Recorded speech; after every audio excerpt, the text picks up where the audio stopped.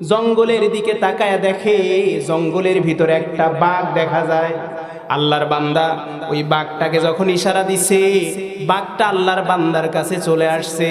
আবুল হাসান খারকানি রহমাতুল্লাহি আলাইহি জঙ্গল থেকে একটা বিষধর সাপের টুটি চিপায়া ধরছে। সাপকে বানাইছে চাবুক আর বাঘকে বানাইছে সাওয়ার। ওই বাঘের উপরে সাওয়ার করে ওই সাপটাকে চাবুক বানায়া বানায়া সাওয়ার করে ইমাম বিল মারুফ। আল্লাহ এখানে যে মেসেজটা দিচ্ছেন সেটা আল্লাহ বলেন যে তোমরা তোমাদের অধীনস্থ যারা স্ত্রী আছে, আমাদের যারা স্ত্রী আছে, আল্লাহ বলছেন ওয়াশিরুহুন্না বিল মারুফ, তোমরা খবরদার কোনো অবস্থায় স্ত্রীদের সঙ্গে অসৎ আচরণ করো না। এটা কার নির্দেশ? জোরে বলেন, কার নির্দেশ? আল্লাহর নির্দেশ। স্ত্রীর সঙ্গে সর্ব অবস্থায় ভালো ব্যবহার করার নির্দেশ দিয়েছেন কে? জোরে বলেন না কে? আল্লাহ তাআলা। রাসূল সাল্লাল্লাহু আলাইহি সাল্লাম হাদিসের মধ্যে বলেন, তোমাদের ভিতরে ওই ব্যক্তি সবচাইতে শ্রেষ্ঠ যেই ব্যক্তি তার পরিবারের কাছে শ্রেষ্ঠ। বলেন সুবহানাল্লাহ। এই জন্য ওয়াশিরুহুন্না বিল মারুফ, কোনো অবস্থাতে স্ত্রীর সঙ্গে খারাপ ব্যবহার করা যাবে? জোরে বলেন, যাবে? স্ত্রীর সঙ্গে খারাপ ব্যবহার করা যাবে না। হযরতে নূহ আলাইহিস সালাতু ওয়াস সালাম নাম শুনছেন? নূহ আলাইহিস সালাতু ওয়াস সালামের স্ত্রী ছিল কাফের। লূত আলাইহিস সালাতু ওয়াস সালামের স্ত্রী ছিল কাফের। কাফের স্ত্রী নিয়ে সংসার করেছে। এরপরেও আল্লাহর নবী নূহ, আল্লাহর নবী লূত আলাইহিস সালাতু ওয়াস সালাম তাদের স্ত্রীর সঙ্গে খারাপ ব্যবহার করে নাই। চিৎকার মেরে বলুন সুবহানাল্লাহ। আচ্ছা বলেন তো, আমাদের স্ত্রী কি কাফের? আমাদের স্ত্রী কি অবাধ্য? আমাদের স্ত্রী কি জালিম? আমাদের স্ত্রী কিন্তু কাফেরও না, অবাধ্য না, জালিমও না। সুতরাং একজন কাফের স্ত্রীকে নিয়ে যদি সুখে সংসারে ঘর করতে পারে, স্ত্রীর সাথে নির্যাতন না করে, স্ত্রীকে গালিগালাজ না করে, স্ত্রীকে এরকম ভাবে নানা রকম অবৈধ কথা না বলে, তাহলে আমার স্ত্রী, আপনার স্ত্রী তো কাফের না, অবাধ্য না, জালিম না।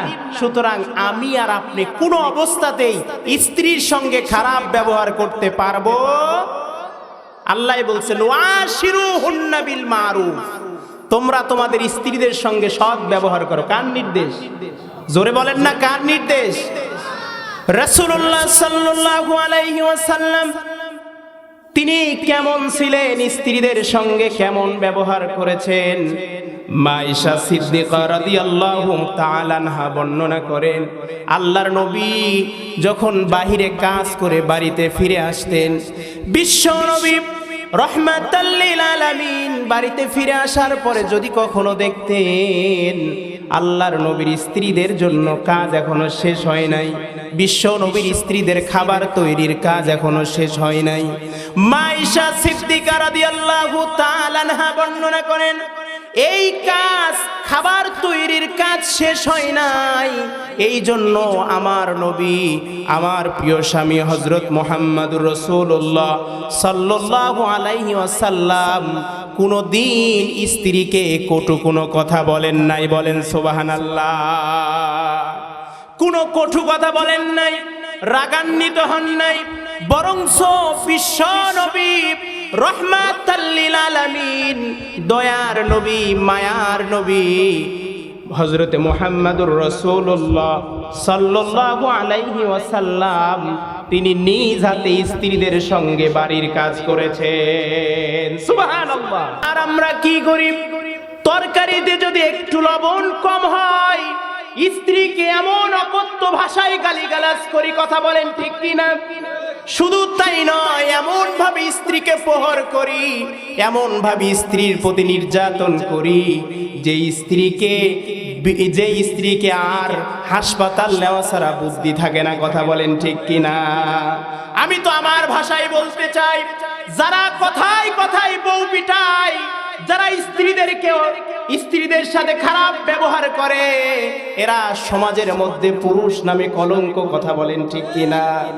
আল্লাহ রাসূল সাল্লাল্লাহু আলাইহি ওয়াসাল্লাম বলেছে, তুমি তোমার স্ত্রীর সঙ্গে ভালো ব্যবহার করো। বিশ্ব নবী যেই কোনো ক্ষেত্রে স্ত্রীদের সঙ্গে পরামর্শ করে কাজ করেছেন। সুবহানাল্লাহ বলেন, জোরে বলেন সুবহানাল্লাহ। আপনি কয়দিন পরামর্শ করছেন, আমি কয়দিন করছি? আমরা তো ভাবি যে পুরুষেরা যা করবে সেটাতেই হয়ে যাবে। আল্লাহ বলেন না, তুমি মনে করতেছো এটা তোমার অবাধ্য স্ত্রী, কিন্তু এর মধ্যে এমন একটা কল্যাণ আল্লাহ রেখেছে যার কারণে তোমার জন্য এটা ভালো হতে পারে। বলেন সুবহানাল্লাহ। এই জন্য স্ত্রীকে কথায় কথায় পিটানো যাবে না।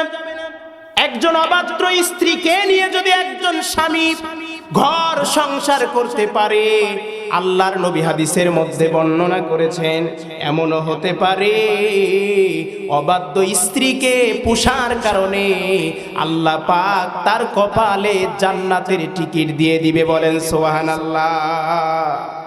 ইমাম আকসাম রাহমাতুল্লাহ আলাইহি তিনি মাঝে মাঝে স্ত্রীকে নিয়ে বলতেন, বিবি জান আপনিও জান্নাতি আমিও জান্নাতি। সুবহানাল্লাহ বলেন। ইমাম আকসামের স্ত্রী বলতেন, প্রাণের স্বামী কেন আপনিও জান্নাতি আমিও জান্নাতি, এত সহজে কেন জান্নাত পাইলাম? ইমাম আকসাম বলেন, প্রাণের বিবি রে, আমি হলাম একজন হাবশী গোলাম, আমার চোখ হলো বড় বড়, ঠোঁটগুলো মোটা, চেহারা হলো আলকাতরার চাইতেও কালো, এত কুৎসিত চেহারার মানুষ আমি তো জীবনেও ভাবিনি তোমার মতো একটা সুন্দরী স্ত্রী পাইব। ইমাম আকসামের স্ত্রী মিশরের মানুষ ছিল, পরম সুন্দরী। ইমাম আকসাম বলেন, আমি তো জীবনেও কল্পনা করিনি তোমার মতো এত সুন্দরী একটা স্ত্রী পাইব। যেই মাত্র আমি তোমার মতো একটা সুন্দর স্ত্রী পাইছি, পাওয়ার পরের দিন থেকে এখনো পর্যন্ত আমি আমার আল্লাহর কাছে প্রশংসা করি। বলেন সুবহানাল্লাহ। ইমাম আকসাম বলেন, এই যে আমি আল্লাহর কাছে প্রশংসা করি, এই জন্যই হয়তো আমি বললাম যারা আল্লাহর প্রশংসা করে তারা হলো আল্লাহর জান্নাতের মেহমান। সুবহানাল্লাহ বলেন। ইমাম আকসাম ডাক দিয়ে বলে, আর কেন আমি তোমাকে বলছি জান্নাতি জানো? তুমি এত কালো একটা কুটকুটে কালো একটা স্বামী পাইছো, এরপরেও তুমি ধৈর্য ধারণ করেছো, যার কারণে ধৈর্যের প্রতিদান হলো আল্লাহর জান্নাত। বলেন সুবহানাল্লাহ। এই জন্য মুসলমান আল্লাহ বলছেন, ওয়াশিরুহুন্না বিল মারুফ, স্ত্রীদের সঙ্গে খারাপ ব্যবহার করা যাবে না, স্ত্রীদেরকে বিনোদন দিতে হবে, স্ত্রীদেরকে গল্প করে শোনাইতে হবে, স্ত্রীদের সাথে সময় দিতে হবে। এটা হলো বিশ্ব নবীর সুন্নাত। বলেন সুবহানাল্লাহ। কিন্তু আজকে স্ত্রীদের কাছ থেকে সময় চলে গেছে মোবাইলের মাধ্যমে। কথা বলেন ঠিক কি না? আগে যখন মোবাইল ছিল না তখন স্বামী স্ত্রী গল্প করছে, কত সুন্দর মুহাব্বত। রাসূল সাল্লাল্লাহু আলাইহি সাল্লাম বলেছেন, কয়েক জায়গায় ফাঁকা রাখবা না, এর মধ্যে এক জায়গায় হলো স্বামী স্ত্রীর মাঝে ফাঁকা রাখা যাবে না। যদি ফাঁকা রাখে ওইখানে যিনি বসবেন তার নাম হলো মিস্টার ইবলিস। এই ইবলিস আসা স্বামীকে বলবে, যাই রে তোর বউ আর কি সুন্দর রে, তার সে তোর শালী সুন্দর। ইবলিস এসে বলবে, তোর বউ আর কি সুন্দর, তার সে পাশের বাড়ির ভাবি তো সুন্দর। আর বউকে যা বলবে, তোর স্বামীর তো পাও ফাটা, ঠোঁট মোটা, এইরকম চেহারা কুৎসিত, এর চাইতে তোর দেওরই তো বেশি সুন্দর। কথা বলেন ঠিক কিনা? এই জন্য বিশ্ব নবী বলেছেন স্ত্রীদেরকে বিনোদন দিতে হবে। বিশ্ব নবীর জীবনী পড়লে আপনি দেখবেন আল্লাহর নবী মা আয়েশা সিদ্দিকা রাদিয়াল্লাহু তাআলা আনহাকে একবার বললেন, আয়েশা রে চলো চলো আমরা একটু দৌড় প্রতিযোগিতা করি। বিশ্ব নবী আর আয়েশা সিদ্দিকা দৌড় প্রতিযোগিতা করলেন। দৌড় প্রতিযোগিতায় মা আয়েশা সিদ্দিকা ফার্স্ট হয়ে গেলেন। সুবহানাল্লাহ বলেন। মা আয়েশা বলেন, বেশ কিছুদিন অতিবাহিত হয়ে গেল, এরপরে আমি একটু শারীরিকভাবে ফ্যাট মানে মোটা হয়ে গেলাম। এরপরে একদিন আল্লাহর নবী বললেন, আয়েশা চলো আমরা একটু দৌড় প্রতিযোগিতা করি। আবার আয়েশা বললেন, সেই দিন বিশ্ব নবী আর আমি দৌড় প্রতিযোগিতা করলাম। দৌড় প্রতিযোগিতা করার কারণে দৌড় প্রতিযোগিতা করার সময় যেহেতু আমি একটু মোটা হয়ে গেছি, শরীর একটু ভার হয়ে গেছে, মুহাম্মাদুর রাসূলুল্লাহ সাল্লাল্লাহু আলাইহি ওয়াসাল্লাম সেই দিন দৌড় প্রতিযোগিতায় ফার্স্ট হয়ে গেল। সুবহানাল্লাহ বলেন। এইবার আল্লাহর নবী মুস্কি একটা হাসি দিয়া মা আয়েশা সিদ্দিকা রাদিয়াল্লাহু তাআলা আনহাকে ডাক দিয়ে বলে, আয়েশা রে সেই দিনের প্রতিশোধ আজকে নিয়ে নিলাম। সুবহানাল্লাহ। এই জন্য স্ত্রীদের সঙ্গে বিনোদন করেছেন মুহাম্মাদুর রাসূলুল্লাহ জোরে বলেন মুহাম্মাদুর রাসূলুল্লাহ সাল্লাল্লাহু আলাইহি সাল্লাম স্ত্রীদের প্রসঙ্গে পরামর্শ করে কাজ করেছেন মুহাম্মাদুর রাসূলুল্লাহ সাল্লাল্লাহু আলাইহি সাল্লাম। এখন প্রশ্ন হতে পারে, হুজুর আমার স্ত্রী তো অবাধ্য, কথা শুনে না। আরে অবাধ্য স্ত্রীকে যদি আপনি পালতে পারেন, আল্লাহ তাআলা এই একটা কারণে হতে পারে আপনাকে পৃথিবীর সব কিছু বাধ্য করে দিবে। সুবহানাল্লাহ বলেন, আরো জোরে বলেন না সুবহানাল্লাহ। আশরাফ আলী থানভী রাহমাতুল্লাহ আলাইহি তিনি একটা ঘটনা লিখছেন। আশরাফ আলী থানভী রাহমাতুল্লাহ আলাইহি তিনি বলছেন যে ভারতের জমিনে একজন প্রখ্যাত আলেম এবং বুজুর্গ ছিলেন, যার নাম ছিল আবুল হাসান খারকানি রহমাতুল্লাহি আলাইহি। তিনি অনেক বড় মাপের একজন আলেম এবং বুজুর্গ। আশরাফ আলী থানভী রহমাতুল্লাহ আলাইহি তিনি তার কিতাবের মধ্যে লেখে, এই আবুল হাসান খারকানি রহমাতুল্লাহি আলাইহির কাছে এক সময় ইমাম রাজি রহমাতুল্লাহ আলাইহি আসছে কিছু মাসালা নিয়ে, মাসালার সমাধান নিয়ে কথা বলার জন্য আসছে। আসার পরে আবুল হাসান খারকানি রহমাতুল্লাহি আলাইহি বাড়িতে আসার পরে নক দিছে। প্রথমবার বাড়িতে নক দিছে, বাড়ির ভিতর থেকে কোনো আওয়াজ আসে না। দ্বিতীয়বার আবার বাড়ির ভিতর নক দিছে। যেই মাত্র নক দিছে, বাড়ির ভিতর থেকে কর্কশ ভাষায় একটা মহিলা বলছে, কে? বলে আমি ইমাম রাজি। কাকে চাও? বলে আবুল হাসান খারকানি। ও বুঝেছি, পাগলের দরবারে পাগল আসছে। কি বলে? জোরে বলেন, কি বলে? পাগলের দরবারে পাগল আসছে। বলে ও তো একটা ভণ্ড, ওর কাছে কেন তুমি আসছো? এই পাগলের কাছে কেন আসছো? এই পাগলের কাছে থাকলে তুমিও পাগল হয়ে যাবে। ইমাম রাজি চিন্তা করছে, হাই রে সর্বনাশ, এত বড় মাপের একটা আলেম এবং বুজুর্গ, আর তার ওয়াইফ, তার বউ তাকে বলে পাগল, তাকে বলে ভণ্ড। ইমাম রাজি রহমাতুল্লাহ আলাইহি মনটা খারাপ করে চিন্তা করছে যে আল্লাহর বান্দা আবুল হাসান খারকানি রহমাতুল্লাহ আলাইহির সাক্ষাৎ না হলে তো হবে না। তিনি খোঁজা শুরু করেছেন। মুসলমান ভাইরা রে আমার, এইদিকে আবুল হাসান খারকানি রহমাতুল্লাহ আলাইহি তিনার একটা অভ্যাস ছিল, যখন কোনো কাজ না থাকতো আবুল হাসান খারকানি রহমাতুল্লাহি আলাইহি সেই সময় ক্রাম বোর্ডে সময় কাটাইতো না, মানুষের সঙ্গে গল্প গুজব করে সময় কাটাইতো না। আল্লাহর বান্দা জঙ্গলের পাশ দিয়ে একটা নদী অতিবাহিত হয়ে গেছে। আল্লাহর বান্দা অবসর সময়ে ওই জঙ্গলের ভিতরে যায়া ওই নদীর পারে বসে বসে আল্লাহর জিকির করে। বলেন সুবহানাল্লাহ। যারা আল্লাহর ওলি হয় এরা কিন্তু মুরাকাবা মুশাহাদার মাধ্যমে অনেক কিছু জানতে পারে, আল্লাহ তাদের জানায়া দেয়, ব্যবস্থা করে দেয়। আবুল হাসান খারকানি রহমাতুল্লাহি আলাইহি তিনি বুঝতে পেরেছেন মুরাকাবার মাধ্যমে যে ইমাম রাজি আমাকে খুঁজতেছে, আমি যদি তার সঙ্গে দেখা না করি তাহলে বড় ক্ষতি হয়ে যাবে।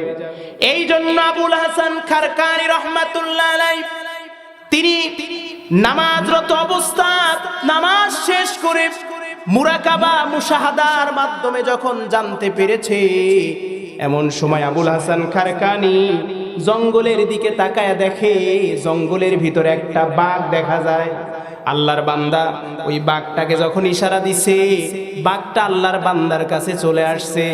আবুল হাসান খারকানি রহমাতুল্লাহি আলাইহি জঙ্গল থেকে একটা বিষধর সাপের টুটি চিপায়া ধরছে। সাপকে বানাইছে চাবুক আর বাঘকে বানাইছে সাওয়ার। ওই বাঘের উপরে সাওয়ার করে ওই সাপটাকে চাবুক বানায়া বানায়া সাওয়ার করে ইমাম রাজির সামনে হাজির হয়ে গেছে। বলেন আল্লাহু আকবার। এইবার ইমাম রাজি বলে, হাইরে সর্বনাশ, যেই বাঘ মানুষ খায়, কথা বলেন ঠিক কিনা? বাঘ দেখলে ভয় পায় না এমন মানুষ পৃথিবীতে খুবই কমই খুঁজে পাওয়া যাবে। বাঘ একটা হিংস্র প্রাণী। সুন্দরবনের আশেপাশে যারা থাকে তারা বুঝতে পারে বাঘের আচরণ কত ভয়ানক। আল্লাহর বান্দা ইমাম রাজি ডাক দিয়া বলে, ও আল্লাহর বান্দা আবুল হাসান খারকানি, তোমার কাছে আমার প্রশ্ন হলো, আমি তোমাকে যেই সমস্ত প্রশ্ন করার জন্য বাড়ি থেকে আসছি সমস্ত প্রশ্নগুলো আমি ভুলে গেছি। এখন আমার প্রশ্ন হলো, এই একটা হিংস্র প্রাণী বাঘকে কেমনে তুমি বশ আনলে, আর একটা বিষাক্ত সাপকে কেমনে তুমি চাবুক বানাইলা, এর রহস্য আমার কাছে উন্মোচন করো। আল্লাহু আকবার বলে। এইবার আবুল হাসান খারকানি বলেন, তুমি কি আমার বাড়িতে গিয়েছিলা? বলে হ্যাঁ। বলে বলো তো আমার বাড়িতে তোমার সঙ্গে কে কথা বলেছে? বলে একটা মহিলা। আমি জানি না, তবেও বুঝতে পেরেছি উনি আপনার স্ত্রী হবে। বলে হ্যাঁ ঠিকই ধরেছো। তোমার সঙ্গে কেমন ব্যবহার করছে? বলো ও কথা মুখে বলা যাবে না, এত খারাপ ব্যবহার করছে। আর আমি মনে মনে ভাবছি, এত বড় জগৎ বিখ্যাত আলেমের স্ত্রী ভাষা এবং ব্যবহার এত খারাপ হয়, এইটার আমি আগে কখনো দেখি নাই। এইবার আল্লাহর বান্দা আবুল হাসান খারকানি বলেন, ও ইমাম রাজীব, কানটা খাড়া করে খেয়াল করো, ভালো করে শোনো। ওই যে আমার বাড়িতে যে একটা অবাধ্য স্ত্রী আছে, যার কথা তুমি শুনেছো, সে আমার অবাধ্য। আমার অবাধ্য হওয়ার পরেও আমি তাকে তালাক দেই নাই, বিচ্ছিন্ন করি নাই, খারাপ ব্যবহার করি নাই। এমন একজন অবাধ্য স্ত্রীকে আমি পোষার কারণে আল্লাহ পাক রব্বুল আলামিন পৃথিবীর সমস্ত প্রাণীগুলো আমার বাধ্য করে দিয়েছে। সুবহানাল্লাহ বলেন। তাহলে আমাদের স্ত্রী কি কাফের? বলেন, আমাদের স্ত্রী কি কাফের? জোরে বলেন না কাফের। আমাদের স্ত্রী কি জালিম? আমাদের স্ত্রী কি মুশরিক? তাহলে একজন নবী যদি কাফের স্ত্রী নিয়ে সংসার করতে পারে, তাদের সঙ্গে যদি খারাপ ব্যবহার না করে, ওয়াশিরুহুন্না বিল মারুফ, তাহলে আমরা কেমন পুরুষ যে আমরা আমাদের স্ত্রীর সঙ্গে অমানবিক নির্যাতন চালাই? কথা বলেন ঠিক কিনা? সম্মানিত হাজিরিন, মনে করেছেন যে আমার স্ত্রীকে আমি যা ইচ্ছা তাই করতে পারবো, যেখানে খুশি সেখানে মারতে পারবো, যেখানে যা ইচ্ছা তাই বলতে পারবো? আপনি স্বামী হতে পারেন, কিন্তু ইসলাম আপনাকে এই পারমিশন দেয় না। একজন স্ত্রীকে যদি আপনি মারেন, 4টা কারণে মারতে হবে। কয়টা কারণ? জোরে বলেন না কয়টা কারণ? এই 4টা কারণ ছাড়া কোনো স্বামী তার স্ত্রীর শরীরে হাত তুলতে পারবে না। ইসলাম আপনাকে পারমিশন দেয় না। Islam is a complete code of life. একটা মানব জীবনের পূর্ণাঙ্গ জীবন বিধানের নাম হলো ইসলাম। চিৎকার মেরে বলুন সুবহানাল্লাহ, আরো জোরে বলুন সুবহানাল্লাহ। নাম্বার 1, কি কি কারণ স্ত্রীকে মারবেন শুনেন। নাম্বার 1, 1 নম্বর কারণ, স্ত্রী যদি পুরুষের সামনে তার সৌন্দর্য প্রদর্শন না করে, অর্থাৎ স্বামীর সামনে যদি এটা অস্বীকৃতি জানায়, সেই অপরাধে একজন স্বামী তার স্ত্রীকে মারতে পারে। নাম্বার 2 নম্বর কারণ, যৌবিক চাহিদা। যৌবিক চাহিদার জন্য যদি কোনো স্ত্রী স্বামীর কাছে অপারগতা প্রকাশ করে, অস্বীকৃতি জানায়, তাহলে একজন স্বামী তার স্ত্রীকে মারতে পারে। 3 নম্বর কারণ, আল্লাহর কোনো ফরজ ইবাদতে যদি স্ত্রী অস্বীকার করে, স্ত্রী যদি নাখোশ করে দেয়, আদায় না করে, সেই ক্ষেত্রে একজন স্বামী তার স্ত্রীকে মারতে পারবে। 4 নম্বর কারণ হচ্ছে, স্বামীর বিনা অনুমতিতে স্ত্রী যদি বাড়ির বাহিরে যায়, তাহলে ইসলাম বলে, কোরআন বলে, স্বামী তার স্ত্রীকে শাসন করতে পারবে। তারপরেও শাসনের সিস্টেম আবার 4টা পদ্ধতিতে শাসন করবে। কয়টা পদ্ধতি? জোরে বলেন কয়টা? আরো জোরে কয়টা? 4টা পদ্ধতি। নাম্বার 1 নম্বর হলো আপনি স্ত্রীকে উপদেশ দিবেন।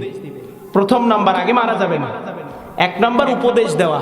স্বামী হিসাবে তুমি যেই কাজ করছো এটা করা যাবে না, এটা করলে এই হবে, এটা ইসলামী শরীয়তে জায়েজ নাই। 1 নম্বর উপদেশ দিতে হবে। নাম্বার 2, যদি এতে কাজ না হয়, ইসলাম বলে বিছানা আলাদা করো। স্বামীর বিছানা আলাদা, স্ত্রীর বিছানা আলাদা।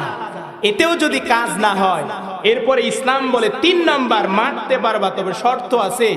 শর্ত হচ্ছে মাজা থেকে পায়ের পাতা পর্যন্ত মারতে হবে। কোথায় থেকে? জোরে বলেন না কোথায় থেকে? মাজা থেকে। জোরে বলেন, কথা কি বুঝতেছেন? কোথায় মারতে হবে? মাজা থেকে পায়ের পাতা পর্যন্ত। কিন্তু মারারও সিস্টেম আছে। এমন ভাবে মারতে হবে যেন স্ত্রীর শরীরে কোনো জখম না হয়, কোনো দাগ না হয়। এই অবস্থায় স্ত্রীকে প্রহর করতে পারবেন। আর 4 নম্বর স্টেপ হলো, মারার পরেও যদি কাজ না হয়, তাহলে স্বামীর পক্ষে থেকে একজন স্ত্রীর পক্ষে থেকে একজন, দুইজনকে উকিল মানে মুরব্বী বানিয়ে তাদের মাঝে মামলা ঢিসমিস করে দেওয়া, এর ভিতরেই আল্লাহ বরকত রেখেছেন। বলেন সুবহানাল্লাহ। আরো জোরে বলেন না সুবহানাল্লাহ। তাহলে যে সেই কারণে স্ত্রীর শরীরে আঘাত করা যাবে, জোরে বলেন যাবে। সম্মানিত হাজিরিন, এই জন্য আমাদের স্ত্রী তো কাফেরও না, জালিমও না, সুতরাং স্ত্রীদেরকে গরুর মতো পিটানো যাবে না। উলাইকা কাল আনআম বাল হুম আদাল। যেই সমস্ত পুরুষ এই কাজ করে এরা পশুর চাইতেও নিকৃষ্ট। এটা আমার কথা নয়, কথা হলো আল্লাহর। বলেন সুবহানাল্লাহ। কার কথা? আরো জোরে বলেন না কার কথা? সম্মানিত হাজিরিন, স্ত্রীর সঙ্গে ব্যবহার সাবধান। আল্লাহ বলছেন ওয়াশিরুহুন্না বিল মারুফ। খবরদার, খবরদার, স্ত্রীদের সঙ্গে খারাপ ব্যবহার করো না। এই নির্দেশ কার? জোরে বলেন না কার? সম্মানিত হাজিরিন, আসলে স্ত্রীদের সম্পর্কে, স্বামী আর স্ত্রীদের সম্পর্কের ফাটল সৃষ্টি হয়ে গেছে, দূরত্ব বেড়ে গেছে। একটাই কারণে বেড়েছে, সেটা হচ্ছে মোবাইল। সেটার নাম কি? জোরে বলেন না, সেটার নাম কি? মোবাইল। এই মোবাইল যতদিন ছিল না, অ্যান্ড্রয়েড ফোন যতদিন ছিল না স্বামী স্ত্রীদের মধ্যে, ততদিন কোনো দূরত্ব বাড়ে নাই। কথা বলেন ঠিক কি না? কিন্তু এই মোবাইল আসার কারণে সব শেষ হয়ে গেছে। স্বামীও একদিকে মোবাইল, স্ত্রীও একদিকে মোবাইল, মাঝখানে ফাঁকা বসছে মিস্টার ইবলিস। স্বামীকে ধোঁকা দেয়, স্ত্রীকে ধোঁকা দেয়, এক পর্যায়ে ফাটল সৃষ্টি হয়, স্বামী আর স্ত্রীর সংসার ঢিসমিস। আছে না নাই? জোরে বলেন আছে না নাই? এই জন্য বলে প্রেম প্রীতির জ্বালা মোবাইলের মেলা, প্রেম প্রীতির জ্বালা মোবাইলের মেলা। এখন তো চিঠি লেখা লাগে না, ও ছেলে সারা রাত জাগিয়া ফোনে কথা বলিয়া, ফজরের ঘুম তো ছেলের ভাঙে না। মোবাইল ফোন আসিল কি দোলা লাগিল, পড়ালেখায় মন বসে না। ঠিক কিনা? আরো জোরে বলেন ঠিক কিনা? ফোন আসিল কি দোলা লাগিল, ফজরের ঘুম তো ছেলের ভাঙে না। কথা বলেন ঠিক কিনা? সম্মানিত হাজিরিন, এই জন্য আল্লাহর বিধান আমাকে আর আপনাকে ফলো করতে হবে। ওয়াশিরুহুন্না বিল মারুফ। কোনো অবস্থাতে আমাদের স্ত্রীদের সঙ্গে খারাপ ব্যবহার করা যাবে না। এই দুনিয়ার জমিনে আরো একজন বিখ্যাত ব্যক্তি ছিলেন, নাম হলো শেখ সাদী রহমাতুল্লাহ আলাইহি। অনেক বড় মাপের একজন বুজুর্গ ছিলেন। শেখ সাদী রহমাতুল্লাহ আলাইহির জীবনী বললে একটা কথা মনে পড়ে যায়। শেখ সাদী রহমাতুল্লাহি আলাইহি ছাত্রদের মাঝে মুরিদ শিক্ষা দেওয়ার জন্য চলে গেছে। ছাত্ররা খেয়াল করে দেখে শেখ সাদীর গলার ভিতরে পাতিলের কান্দা ঝুলতেছে। কি ঝুলে? জোরে বলেন কি ঝুলে? পাতিলের কান্দা ঝুলে। এইবার ছাত্ররা ডাক দেয়া বলে, হুজুর গলার ভিতর পাতিলের কান্দা ব্যাপার কি? শেখ সাদী ডাক দেয়া বলে, ছাত্ররা রে শোনো, গলার ভিতর পাতিলের কান্দা, এইটা মানে এই গলার ভিতর যে পাতিলের কান্দা আছে, এটা হলো আমার বইয়ের সুন্নাত। বলছে এটা আমার বইয়ের উপহার।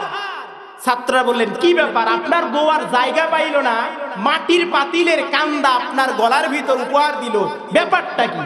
শেখ সাদী বলেন এটা তো অনেক লম্বা কাহিনী, শর্ট করে বলতেছি। সেটা হচ্ছে আমি ছিলাম একজন গোলাম, আর আমার যে শ্বশুর ছিল সে আমাকে কিনে এই রকম ভাবে মুক্ত করে তার মেয়ের সঙ্গে আমার বিয়ে দিয়ে দিয়েছে। কিন্তু আমার বউ বড় অবাধ্য, কথা শুনেই না। এক পর্যায়ে আজকে কথা কাটাকাটি মানে কথা হচ্ছিল, আমার বউ রাগ করে মাটির পাতিল নিয়ে আমার মাথায় মারছে, পাতিল ভেঙে গেছে, কিন্তু কান্দা আমার গলার সঙ্গে ঝুলতেছে। এরপরেও শেখ সাদী রহমাতুল্লাহ আলাইহি ওয়াশিরুহুন্না বিল মারুফ এই আয়াতকে ফলো করে স্ত্রীর সঙ্গে খারাপ ব্যবহার করে নাই। চিৎকার মেরে বলেন আল্লাহু আকবার, আর জোরে বলেন আল্লাহু আকবার। এই জন্য স্ত্রীর সঙ্গে খারাপ ব্যবহার করা যাবে না, কটু কথা বলা যাবে না, স্ত্রীদের সঙ্গে এইরকম ভাবে অকথ্য ভাষায় গালিগালাজ করা যাবে না, যেখানে সেখানে আঘাত করা যাবে না। সম্মানিত হাজিরিন, এই জিনিসগুলো আল্লাহ আমাদেরকে বুঝার তৌফিক দান করুক, বলেন আমিন। আরো জোরে বলেন আমিন। আল্লাহ তাআলা কুরআনুল কারীমের মধ্যে বলছেন, হুন্না লিবাসুল লাকুম ওয়া আনতুম লিবাসুল লাহুন্না। স্ত্রী হলো স্বামীর পোশাক, স্বামী হলো স্ত্রীর পোশাক, বলেন সুবহানাল্লাহ। আচ্ছা বলেন তো, শরীর আর পোশাকের মধ্যে পার্থক্য কতটুকু? একটার সাথে আরেকটা লেগে আছে, কথা বলেন ঠিক কিনা? স্বামী এবং স্ত্রীদের সম্পর্ক হবে এমন, স্বামীর সঙ্গে স্ত্রী লেগে থাকবে, স্ত্রীর সঙ্গে স্বামী লেগে থাকবে। স্বামীর কষ্টে স্ত্রীর মন কষ্ট পাবে, স্বামীর সুখে স্ত্রীর মন সুখ হবে। এই সিস্টেমটা যিনি জারি করে গেছেন তিনি হলেন আমার আপনার নবী মুহাম্মাদুর রাসূলুল্লাহ সাল্লাল্লাহু আলাইহি ওয়াসাল্লাম। এজন্য আল্লাহর এই বিধান, ওয়াশিরুহুন্না বিল মারুফ, কোন অবস্থাতেই স্ত্রীদের সাথে খারাপ ব্যবহার করা যাবে, জোরে বলেন যাবে।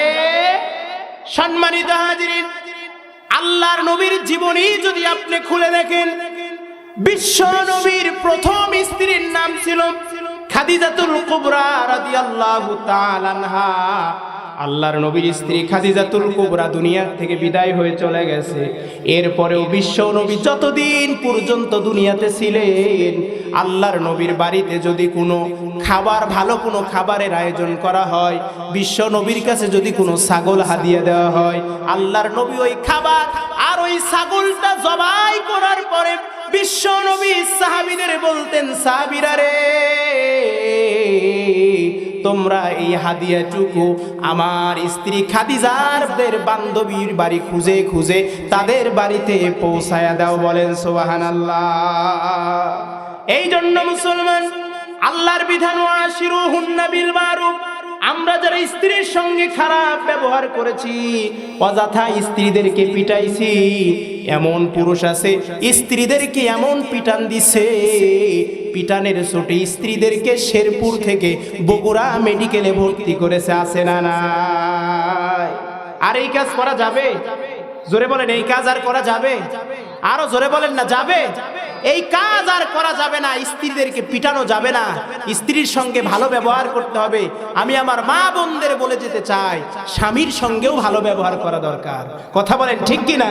কারণ রাসূল সাল্লাল্লাহু আলাইহি সাল্লাম বলেছেন, আল্লাহর পরে যদি কাউকে সেজদা দেওয়ার বিধান থাকতো, আমি প্রত্যেকটা স্ত্রীকে বলতাম তারা যেন তাদের স্বামীর পায়ে সেজদা দেয়। চিৎকার মেরে বলুন সুবহানাল্লাহ। তাহলে স্বামীর দাম কত? এই জন্য আমি আমার মা বোনদের বলে যাই, খবরদার, স্বামীদের সঙ্গেও খারাপ ব্যবহার করা যাবে না। তোমার স্বামী তো ফিরাউন নয়, আসিয়ার সঙ্গে ফিরাউন এত খারাপ ব্যবহার করেছে, এত নির্যাতন করেছে, এরপরেও আসিয়া ফিরাউনের সঙ্গে খারাপ ব্যবহার করে। কারণ ফিরাউন হচ্ছে আসিয়ার স্বামী, স্বামী হিসাবে যতটুক রেসপেক্ট দেওয়ার দরকার আসিয়া ততটুক রেসপেক্ট দিয়েছেন। এই জন্য পুরুষরাও স্ত্রীদের সঙ্গে ভালো ব্যবহার করবে, আর আমার মা বোনেরা যারা আছে তারাও স্বামীদের সঙ্গে ভালো ব্যবহার করবে। এই বিধান কার? জোরে বলেন না কার? আরো জোরে বলেন কার? আল্লাহ তাআলার। এবং রাসূল সাল্লাল্লাহু আলাইহি সাল্লামের স্ত্রী ছিলেন সর্বমোট প্রায় 11টার মতো, 11টা স্ত্রী ছিলেন। রাসূল সাল্লাল্লাহু আলাইহি সাল্লামের কোন স্ত্রীর সঙ্গে খারাপ ব্যবহার করে নাই, কোন সাহাবী করে নাই, কোন তাবী করে নাই, কোন তাবিউ করে নাই, এমন কোন রেফারেন্স কেউ দিতে পারবেন না। সুতরাং তারা যেহেতু এই কাজ করেন নাই, আমাদেরকে এই কাজ করা যাবে? জোরে বলেন যাবে? মান হাব্বা সুন্নতি ফাকাদ হাব্বানি ওয়া মান হাব্বানি কানা মাই ফিল জান্নাহ। রাসূল বলেছেন, যে আমাকে ভালোবাসবে সে যেন আমার সুন্নাতকে ভালোবাসে, আর যে আমার সুন্নাতকে ভালোবাসবে সে আমি নবী আমার সঙ্গে জান্নাতে থাকবে, বলেন সুবহানাল্লাহ। আরো জোরে বলেন না সুবহানাল্লাহ। এই জন্য সম্মানিত হাজিরিন, আজকের আলোচ্য বিষয় হলো ওয়াশিরুহুন্না বিল মারুফ, স্ত্রীদের সঙ্গে খারাপ ব্যবহার করা যাবে? মুসলমান ভাইরা আমার, আমি আমার পর্দার অন্তরালের মা বোনদের বলে যাই, রাসূল সাল্লাল্লাহু আলাইহি ওয়াসাল্লাম হাদিসের মধ্যে বর্ণনা করেছেন, কোন নারী যদি 4টা কাজ করে আল্লাহ পাক ওই নারীকে জান্নাতের 8টা দরজা খুলে দিবে। বলেন সুবহানাল্লাহ। 1 নম্বর কাজ হলো ফরজ নামাজ। কোন স্ত্রী যদি ফরজ নামাজ আদায় করে। 2 নম্বর কাজ হলো ফরজ রোজা। কোন স্ত্রী যদি, কোন মহিলা যদি ফরজ রোজা আদায় করে। 3 নম্বর হলো সতীত্বর হেফাজত করে। আর 4 নম্বর যদি স্বামীর কথা মেনে চলে। আল্লাহর নবী হাদিসের মধ্যে বর্ণনা করেছেন, কাল কঠিন কিয়ামতের ময়দানে ওই স্ত্রীকে আল্লাহ পাক 8টা জান্নাতের দরজা খুলে দিবে। এই জন্য মুসলমান, বিশ্ব নবীর জীবনী থেকে আমরা যদি পড়ি, রাসূল সাল্লাল্লাহু আলাইহি ওয়াসাল্লামের জীবনী যদি আমরা অধ্যয়ন শুরু করি, বিশ্ব নবী জনাবে মুহাম্মদুর রাসূলুল্লাহ সাল্লাল্লাহু আলাইহি ওয়াসাল্লাম তিনি কখনো কোনো অবস্থাতে স্ত্রীদের সঙ্গে খারাপ ব্যবহার করেন নাই। আমার মুসলমান ভাইরা রে, আল্লাহর নবী কখনো স্ত্রীদের সঙ্গে রাগান্বিত ভাষায় কথা বলেন নাই। বরঞ্চ বিশ্ব নবী যখন স্ত্রীদের সঙ্গে কথা বলেছে, আল্লাহর নবী সব সময় মুস্কি হাসি দিয়ে কথা বলেছে। বলেন সুবহানাল্লাহ। আরো জোরে বলেন সুবহানাল্লাহ। এই জন্য মুসলমান, আল্লাহর নবী জনাবে মুহাম্মদুর রাসূলুল্লাহ সাল্লাল্লাহু আলাইহি ওয়াসাল্লামের স্ত্রী আয়েশা সিদ্দিকাকে যখন প্রশ্ন করা হলো, আল্লাহর নবী বাড়িতে আসার পরে বিশ্ব নবী কেমন ছিল, বিশ্ব নবী কি কাজ করেছেন, আয়েশা সিদ্দিকা রাদিয়াল্লাহু তাআলা আনহা বর্ণনা করে, আমি আয়েশা, আমাকে বিশ্ব নবী অনেক ছোট বয়সে বিবাহ করেছে। বিবাহ করার কারণে আমি বিশ্ব নবীর ঘর সংসার ছোট থেকেই শুরু করেছি। আমি বিশ্ব নবীর ঘর সংসার ছোট বয়স থেকেই শুরু করেছি। ঘর সংসার শুরু করার পরে আমি যেহেতু ছোট ছিলাম, আমি মাঝে মাঝে রুটি ডলতে ডলতে ঘুমিয়ে গেছি। আল্লাহর নবী যখন বাহির থেকে ভিতরে আসছে, বাড়ির ভিতরে আসার পরে দেখে আমি ঘুমিয়ে গেছি। বিশ্ব নবী আমাকে আর ডাকে নাই, আমাকে আর কষ্ট দেয় নাই। আল্লাহর নবী আমাকে সুন্দর করে শোয়াইয়া দিয়া, বিশ্ব নবী তার নিজ হাত দিয়া রুটিগুলো তাওয়ার উপরে দিয়ে ডলাইয়া ডলাইয়া বিশ্ব নবী রুটি তৈরির কাজ করেছে। বলেন সুবহানাল্লাহ। শুধু তাই নয়, আয়েশা সিদ্দিকা বলেন, আমার স্বামী মুহাম্মদ সাল্লাল্লাহু আলাইহি ওয়াসাল্লাম শুধু তাই নয়, তিনি কাপড় সেলাই করেছেন, জামা পরিষ্কার করেছেন। আল্লাহর নবী ডাক দেয়া বলে, পৃথিবীর মানুষ তোমরা শোনো রে, তোমাদের স্ত্রীদের কাজে তোমরা সহযোগিতা করবা। আমি নবী, আমি সহযোগিতা করেছি, তোমরাও সহযোগিতা করবা, কিন্তু স্ত্রীদের কখনো খারাপ ব্যবহার করবা না। এই জন্য মুসলমান, আল্লাহ বলেন, ওয়াশিরুহুন্না বিল মারুফ, তোমরা স্ত্রীদের সঙ্গে খারাপ ব্যবহার করো না, ভালো ব্যবহার করো। তোমরা মনে করতেছো আমার এই স্ত্রী অবাধ্য, এই স্ত্রী দিয়ে আমার সংসার চলবে না, এই স্ত্রী দিয়ে আমার কিছুই চলবে না, আমার কিচ্ছু হবে না। কিন্তু আল্লাহ বলেন, বান্দারে সাবধান, তোমার ওই অবাধ্য স্ত্রী তুমি মনে করতেছো, কিন্তু এই স্ত্রীর মধ্যে আমি আল্লাহ হতে পারে এমন কল্যাণ কিছু রেখেছি, যার কারণে আমি আল্লাহ তোমার জীবনকে পরিবর্তন করে দিয়েছি। আল্লাহু আকবার। এই জন্য সম্মানিত হাজিরিন, আজকের আলোচ্য বিষয় হলো ওয়াশিরুহুন্না বিল মারুফ। আজকে এখান থেকে আমরা শিক্ষা নিব, স্ত্রীদের সঙ্গে খারাপ ব্যবহার করব না, ভালো ব্যবহার করব। আয়েশা সিদ্দিকা আরো একটা হাদিস বলেন, বিশ্ব নবী আমাকে কেমন ভালোবাসতো, স্ত্রীদের কেমন ভালোবাসতো। আয়েশা সিদ্দিকা বলেন, আমি যখন গ্লাস থেকে পানি খাইতাম, আল্লাহর নবী ওই গ্লাসের আমি যেই জায়গায় মুখ লাগিয়ে পানি খাইতাম, আমার স্বামী মুহাম্মদ সাল্লাল্লাহু আলাইহি ওয়াসাল্লাম সেই জায়গায় মুখ লাগিয়ে বিশ্ব নবী পানি পান করত। বলেন সুবহানাল্লাহ। শুধু তাই নয়, সহিহ বুখারীতে আছে, আয়েশা সিদ্দিকা বলেন, আমি যখন মাংসর হাড়গুলো চিবায়া চিবায়া রাখতাম, যে হার আমি মুখে দিয়ে চিবায়া চিবায়া রেখেছি, আল্লাহর নবী সেই হারগুলো তুলে নিয়ে, আমি আয়েশার চিবানো হারগুলো বিশ্ব নবী তুলে নিয়ে, নিজ হাতে তুলে নিয়ে আল্লাহর নবী সেই হারগুলো চিবায়েছেন। বলেন সুবহানাল্লাহ। এর দ্বারা স্বামী স্ত্রীর মধ্যে ভালোবাসার বন্ধন বৃদ্ধি করে দিবেন কে? আরো জোরে বলেন কে? আল্লাহ তাআলা। সম্মানিত হাজিরিন, এই জন্য আমরা আজকের আলোচ্য বিষয় থেকে বাড়িতে যেই মেসেজ নিয়ে যাব, ওয়াশিরুহুন্না বিল মারুফ, কোনো অবস্থাতে স্ত্রীদের সঙ্গে খারাপ ব্যবহার করা যাবে? জোরে বলেন যাবে?